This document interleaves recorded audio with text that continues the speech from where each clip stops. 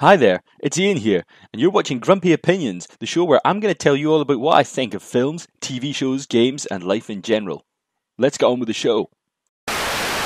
Outlander is the Star's TV adaptation of the successful Diana Gabaldon book series of the same name. It's about Claire and Jamie Fraser, time travel, Jacobites, French people, and an awful lot of complicated stuff that's getting harder and harder for me to summarise every week quickly. Episode 6, The Best Laid Plans, kicks off where you might expect. It's with the morning after Claire and Jim's colossal fallout over him wanting to duel the rapey bad guy Blackjack Randall, where Jeremy now has to explain to Myrta that the duel is off, which, as you can expect, that ends kinda badly. Meanwhile, Claire's helping out the hospital again, and that executioner doctor guy tells her that he's off to hang, draw and quarter some witchcrafty types. Now, Claire's not happy about that, because, she was in a witch trial in the first season. But anyway, he goes into this big, long, creepy description of what goes into his craft. Now, it's all a little bit sinister, and quite weighty, like he's trying to tell her something or let on that he knows something, but it's not till he's about to leave that he unsubtly name drops Monsieur Raymond, which makes Claire panic and rushes off to see the wee alchemist snake oil salesman.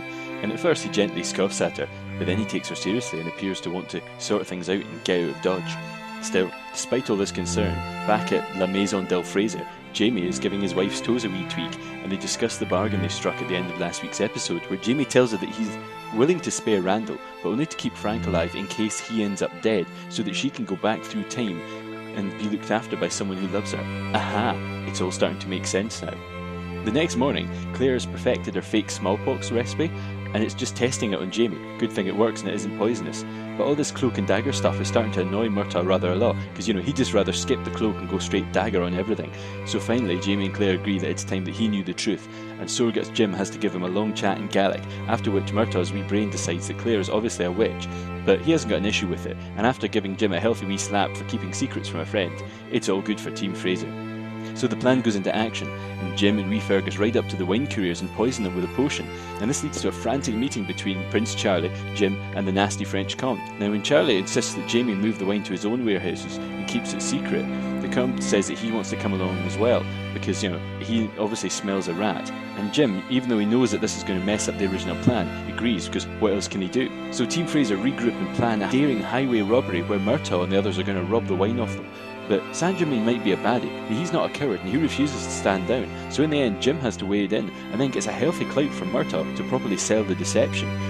Now while that's happening, Claire's getting downright cross with all the vapid sneering and excesses of the aristocracy, who only seem to care about themselves, and she storms off to the hospital where the old giant lady from Harry Potter tells her to relax and stay the night because she's clearly not in proper source, and when she lies down the nun sees that Claire's actually been bleeding from, down there, and assures her that it's not actually a bad sign, but her face doesn't look happy, not at all.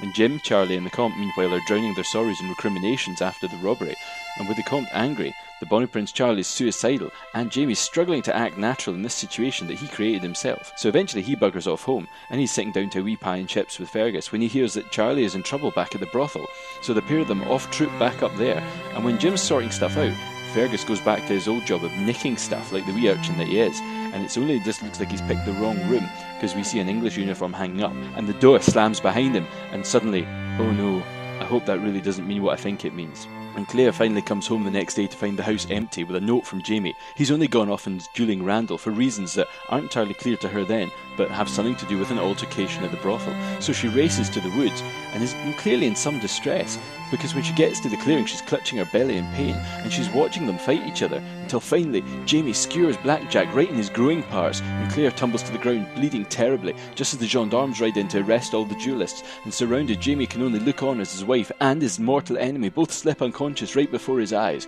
Wow.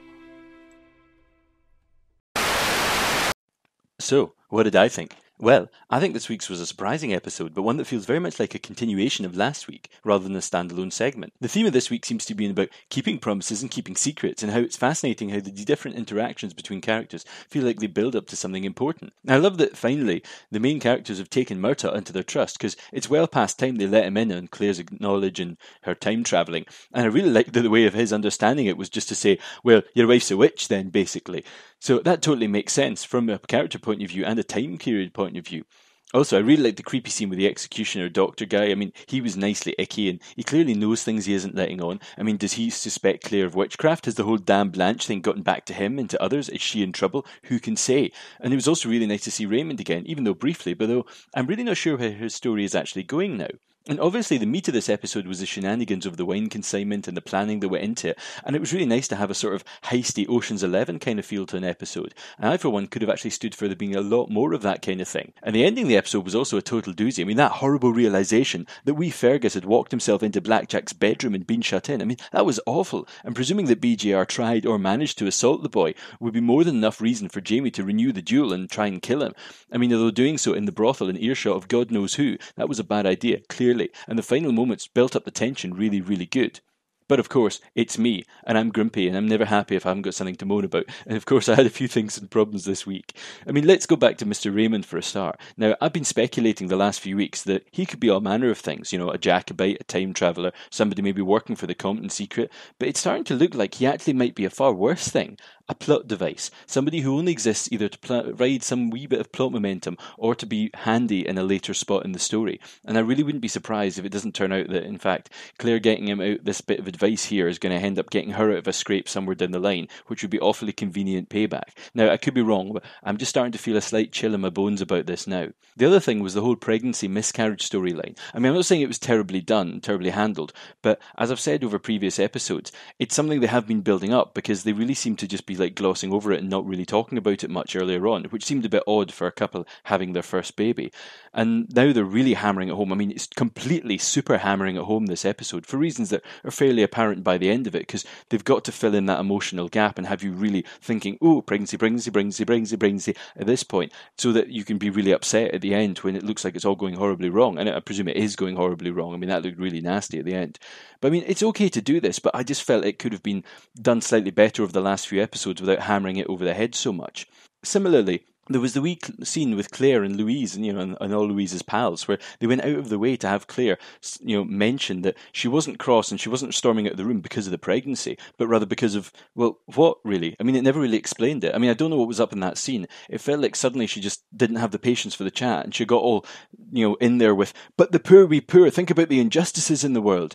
I mean, they're in the middle of somebody telling a story about a lecherous cook or something. I mean, it seemed odd, like maybe they'd cut out a voiceover or something that would have informed this scene. I mean, otherwise, if it was down to the pregnancy and her feeling off because, she was feeling ill because, maybe the miscarriage was starting or something, but they didn't really indicate that very well, so it could have been better to have been subtly shown that she wasn't well and actually gone down that line a little bit more. I mean, that was just my feeling on it. I mean, this could be a side effect of also the feeling that an awful lot of this episode was folk kind of standing and talking and not doing a lot at points. I mean, there were several scenes, especially scenes with Claire, Jamie and Murtaugh standing around talking, and in a lot of them they seemed to be repeating exactly what had just happened in the previous scene to each other, and then talking about what was going to happen in the next one, which you would then see. I mean, it's not terrible storytelling, but as I said earlier, it would have been nicer just to have had more in-depth heist stuff and a little less of Murtaugh standing around gurning and being cross, which seemed to happen quite a bit of the episode. My other gripe was in the wee final moment of the scene. Now, I quite liked the final scene. As I said, it was really quite tense building up to that point. But then that moment when Jamie actually stabbed Blackjack, that crotch stab felt underwhelming. I mean, I don't know if it was just the angle used or the editing, but I feel like there wasn't the impact that should have been. I mean, think about your classic, oh my god moments in sword fights and in movies. Like, take the duel at the end of Rob Roy, when Rob Roy finally grabs a sword and kills Tim Roth, or the bit where Aragorn chops the big op's arm off and then it chops off his head in the first Lord of the Rings movie. Have you got that moment of sudden, wow, when that blow falls, because it slightly catches you by surprise, but it also feels really earned. But this was so all over the place that you weren't really sure what was happening, because the camera and the editing seemed so desperate to keep the focus really, really on Claire that the audience never really got a sense of the fight properly, which for me, that was an important moment. And I'm maybe a bit pernickety about these things, because I really like sword fights in films. But anyway, with Claire's miscarriage and Jamie being arrested and Blackjack stabbed in the ghoulies, I mean, that was a total cliffhanger. So I overall really quite enjoyed this episode. I mean, despite my grumps, which are kind of minor. But so like the rest of you, I'm anxious to see where this is going. So till next week, I've been Ian, and these have been my grumpy opinions.